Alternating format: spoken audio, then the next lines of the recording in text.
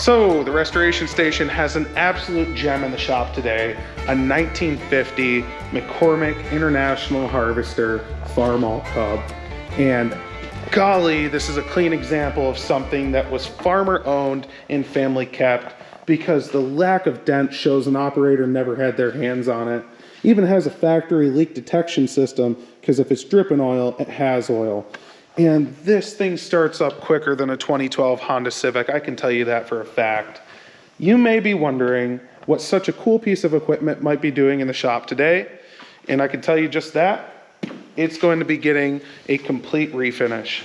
We're going to be giving this thing a gray steel sandblast as far as we can, avoiding all the crucial areas, masking off everything that's important, because sand loves to find a way in. Clean it all up.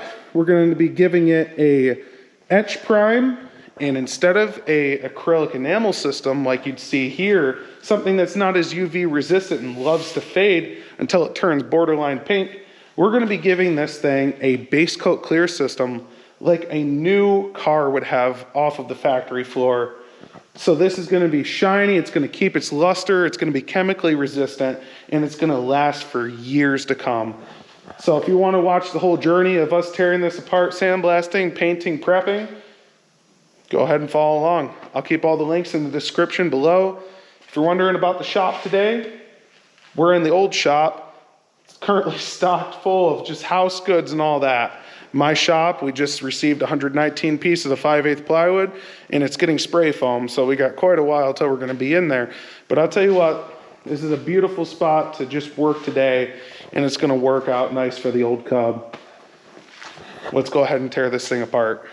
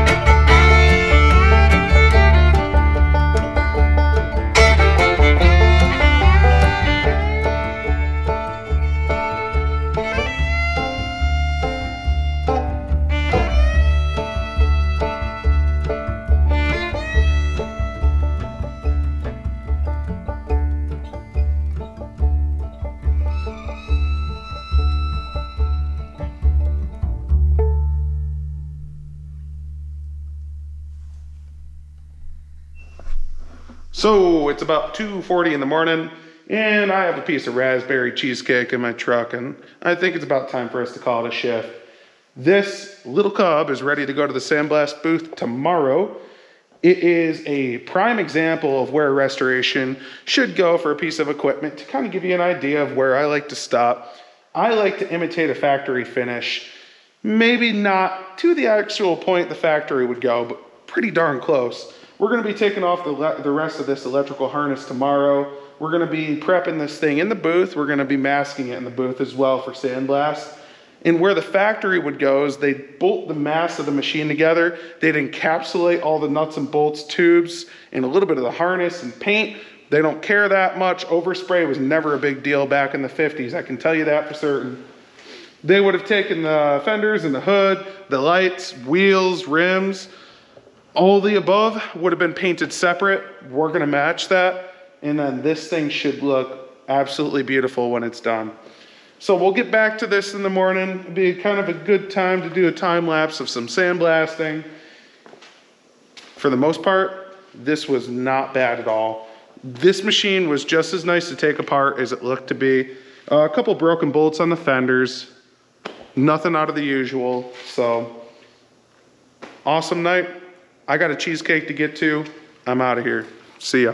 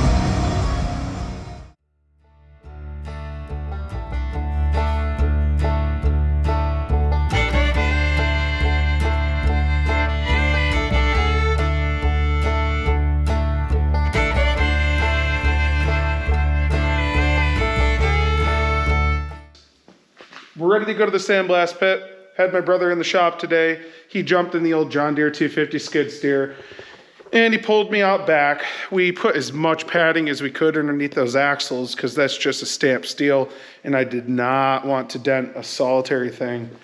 That went good. That's in the pit. All we did inside here on the time lapse was take off the distributor, a couple nuts and bolts, some gauges. Anything with small nuts or wires, I didn't want to drop on the ground because the sandblast pit has,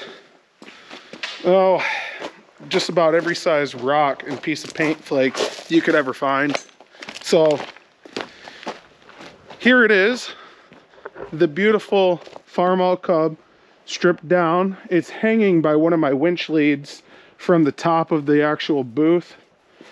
That's just to support it. We also have a nice piece of pine underneath of it holding it. This guy is just about prepped. We have to take the battery out, drop all the wire harness out of the way so we don't touch it. That means it's probably gonna be hanging from the bottom of the tractor and only suspended under the middle portion, unless I can take it off completely, which I'd prefer. And then we have to take off our generator. And that's about it. It's just gonna be a ton of masking tonight. Hopefully the coyotes don't come out to attack me. That's why my voice is all messed up and raspy. I had to chase them off yesterday, so that wasn't very fun. Anyways, this beaut is ready to go, except for one exception. I forgot to get another bucket for sifting sand. And you'd think inside of this shop or the house next door that we'd have one 5-gallon bucket. but we don't. So I have the sifter. I like to double sift. I like to put it through 2 meshes so that I don't get a solitary grain of sand clogging my lines, because it's so frustrating. It's already nasty and dirty and time consuming to do sandblasting, and the last thing I want to deal with is just constant clogs. So to the store we go. For right now, she's looking like looks like a victim right now. So I'll be back.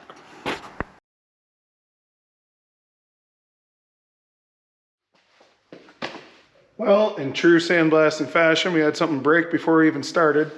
Went to put shop air on, and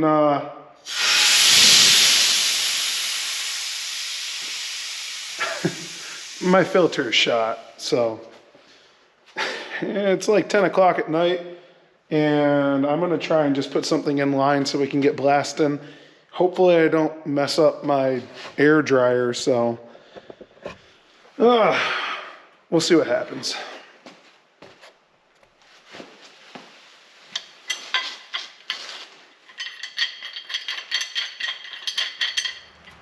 So it took a little break there for a second. I have a tooth that needs a root canal, and I'm like maxed out on pain meds. But we got the Cub in the booth. I just covered it up overnight, tied a couple of bands around it. All we have to do now is take off a couple of these pieces, the wiring harness and such, like we talked about.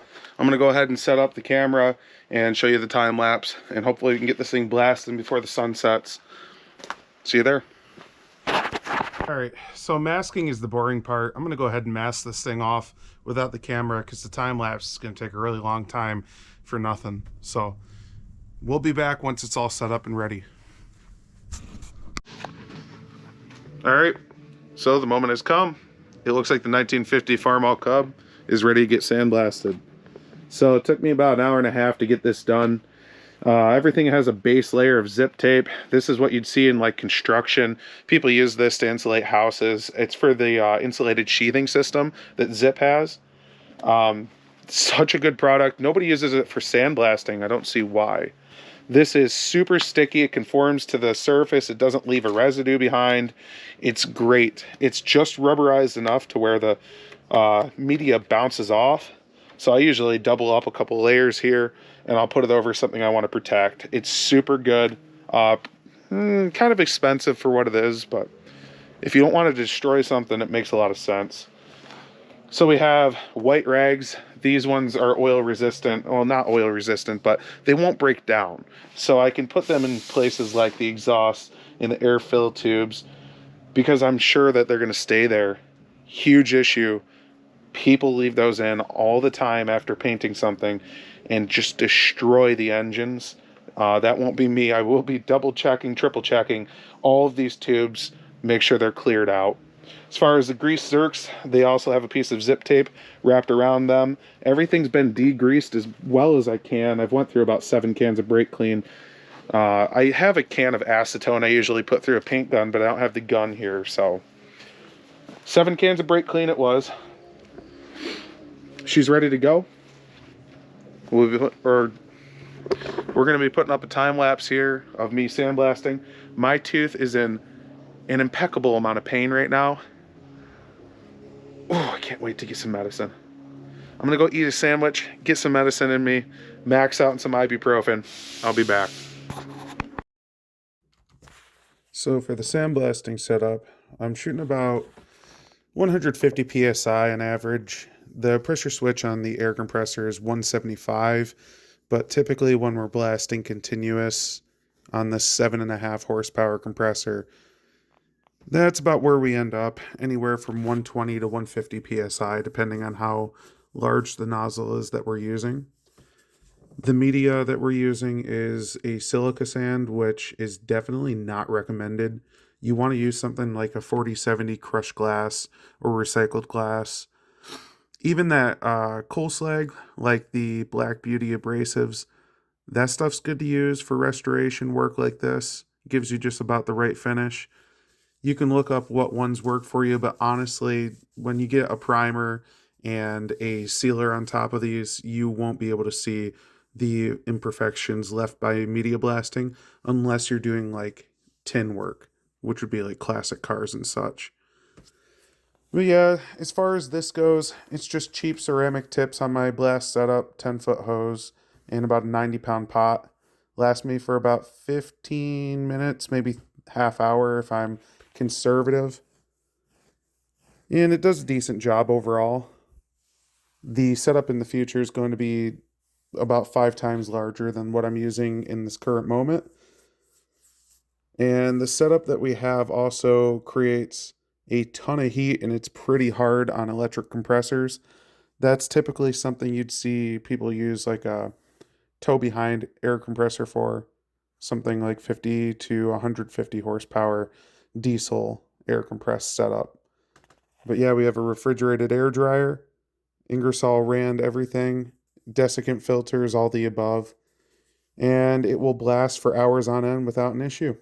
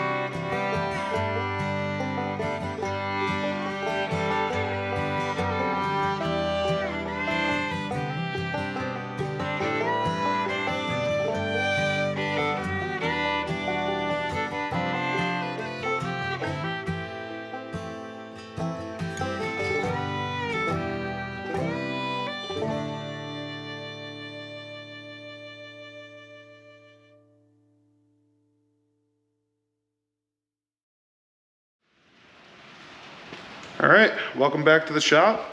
We got the Farmall Cub back from the sandblast pit, and it did fantastic. We did a borderline gray steel sandblast on the whole body of this thing. Didn't want to go too wild as to get, you know, sand and all the bearings in the engine and the radiator. So this is a good compromise of getting as much paint off as we could while also making it clean and prepped for paint. Got a couple of leaks on the engine that are pretty typical. Went out of my way not to shoot the gasket material, but it is what it is. It's going to happen. And then as far as the wheel weights, as far as the actual plow frame and the weight basket, this is just a surface blast to prep it for paint. These ones aren't as crucial and critical as the tractor itself, so I really needed those to just be prepped. These body pieces and panels are also gray steel sandblasted. The fenders don't look like they are. They got a little bit of a wisp of red left on them. And then we have our plow, which was actually meant to be dusted, but it came off so easy. I actually just went and completely blasted all the paint off. When paint comes off that easy, then me spraying something on top is just wasting my time because it's gonna flake. But yeah, for the most part, fantastic. Didn't give me any issues. Only left me with one extra job to do, which is to take apart the shifting mechanism. Not a big deal. Talked to a local repair shop in town, and he said that these just come up. There's a locating pin. Just make sure it goes in the same way it came out and we're good to go. So that's fantastic. I'm gonna get on that. Then we're gonna mask off this shop here. It's gonna be about 20 feet, 25 feet deep by 20, somewhere around there. And we're gonna have a spray booth set up. We're gonna prep our guns. We're gonna get this thing in edge primer. I might take a little bit of the RTV and put it on the block where I see some of these leaks forming. Not that that will really help, but it might. So I'm gonna go ahead and do that. You'll see a time lapse coming up. Golly, this is a lot of work, but it's gonna be so worth it in the end. Sorry about the rain, guys, but this is something I felt like I had to show you. So I masked off this shifter about 3 times over, around the shaft, around the seals, all the above, and the sand still found a way to get inside the transmission just a little bit. I've got a light dusting of sand right on top of the first gear, and other than that, I can clean it out really easy right now. It's not even hard to get to. But my bigger concern is how many people would have just ignored it, and that's fine. I get that, you know, time and money, all that, but it's not something my shop will do. We have material inside of our shifter housing as well. So this is what I'm more concerned about. I'm gonna brake clean it out very well, make sure all of our gears are nice and lubed up. But something just to keep in mind, it's the little things you could ignore that can turn into big issues.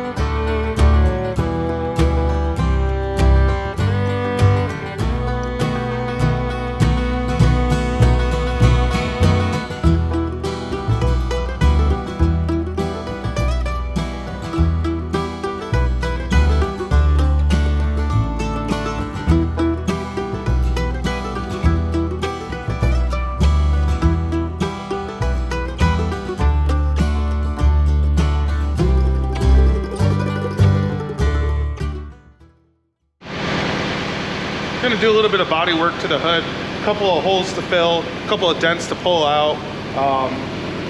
Good amount going wrong around the exhaust port. So I'm gonna go ahead and get to it.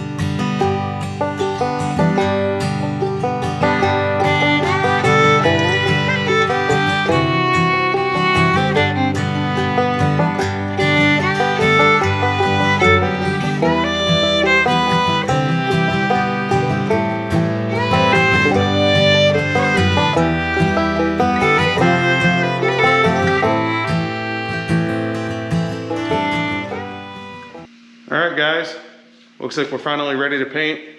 1950 Farmall Cub did not give us too much of an issue. Everything went about as anticipated. Just a lot of individual pieces to go through, individual sandblasting and prepping and masking. So it took a while to get to this point. Set up a little paint booth inside my shop, just a little makeshift deal so I don't have to deal with contamination. But yeah, for the most part, everything was good to go except for the hood. It had dents in the top, so I pounded the most out. I didn't even have to body fill the ones in the front. I was able to pop those out with just a hammer and a dolly and smooth them. But the ones on top, they needed mud. It was so wrinkled up and nasty. You can see Duraglass there. There's body or Bondo lightweight filler, and then there is also icing. So yeah, for the most part, everything's good. Put some black RTV around all of our seals because they seem to weep a little bit. I'm gonna go ahead and set up the time lapse so you guys can watch me paint. First coat is gonna be some etch primer. Gonna do it probably a pretty good heavy coat, even though they recommend a light, just because this cast iron is so porous. But I'm gonna go ahead and get on that.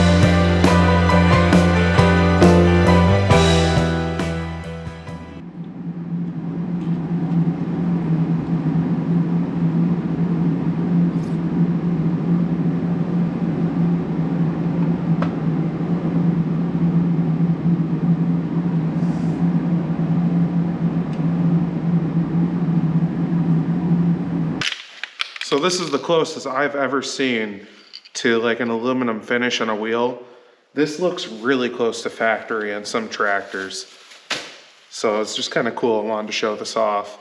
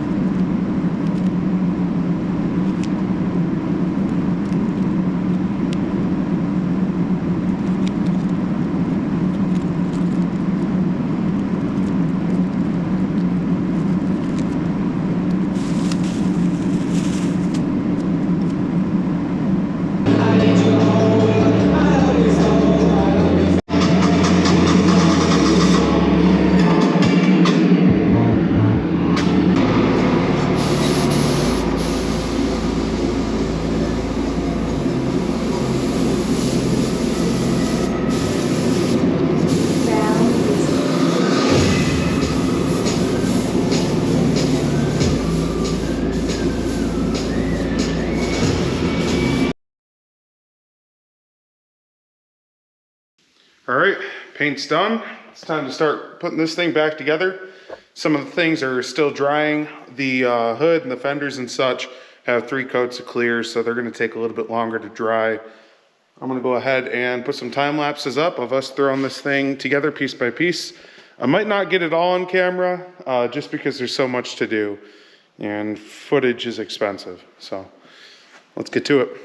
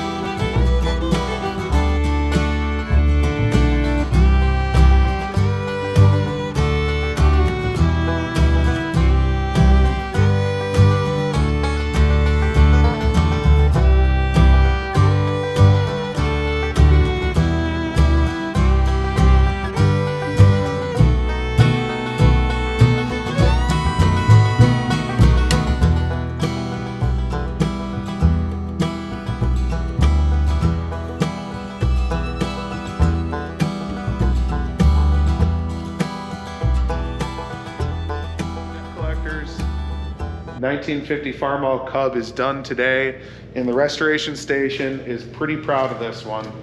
Now obviously, paint quality wise, it's not the best that we've ever done, but that was not the point. The point was to make an absolutely beautiful 1950 Farmall Cub for a very good price, and I honestly, I'm more than happy on this one. So pretty much took it down to nothing. We did a gray steel media blast on it, took the wire harness off of it, all of the above, brought all of the pieces in here one at a time in my little homemade paint booth today. Now, in the future, I am working right now on making a paint booth for the new shop. You'll see videos on that, but this is how I've been getting stuff done, and it works, but it doesn't work too great. Overall, we did etch prime, primer sealer, a little bit of body work in between there, base coat clear, not acrylic enamel. So 90% of these tractors get finished in acrylic enamel, which is fine. There's nothing tremendously wrong with it, but base clear is better because it's not gonna fade in the sunlight. It has that UV protection. You can fix it if you scratch it because it typically doesn't go through. It's honestly, in my opinion, a much better system for something like this, which is gonna be just a perfect tractor for like a county fair or maybe just for display or parades. It's gonna be perfect for it. So massively happy with it. I hope the customer is too. We're gonna see tomorrow. Hopefully he's giving it the thumbs up. Only thing that we didn't finish on it was the plow frame assembly. And I went to start this thing up, by the way. No distributor. I took everything off, put it back to like initial timing, you know, didn't do anything crazy. Went to pull that trigger on this thing and it fired up before I even could let off. I was not prepared. Started through some of my masking. I was just rotating it over to make sure that it had spark, took right off. So does it get better than these old pieces of iron? I don't think so. They're fantastic. If you guys have any questions about how I did any of this, let me know. I'll go ahead and try and get to them. If you want to watch me sandblast something specific, whatever it may be, you know, go ahead and comment. I'll try and read all of them. But thanks for watching. There's going to be a lot more like this. There's going to be a lot of interesting stuff coming up. I'm going to do some really expensive paint jobs and stuff that doesn't, you know, deserve it, just for fun. So we'll see where this goes. I'll see you later. Bye. If you like the video, consider subscribing. It does help out. And honestly, I'm going to be putting out a lot of cool content. I would love to see what the community thinks. I do read the comments, so leave me anything. Let me know what you think. Let me know what you liked, what you didn't. If you have any questions about the process, absolutely shoot them at me. But yeah, I do appreciate it. Leave a like, consider subscribing, and have a beautiful day. Thank you.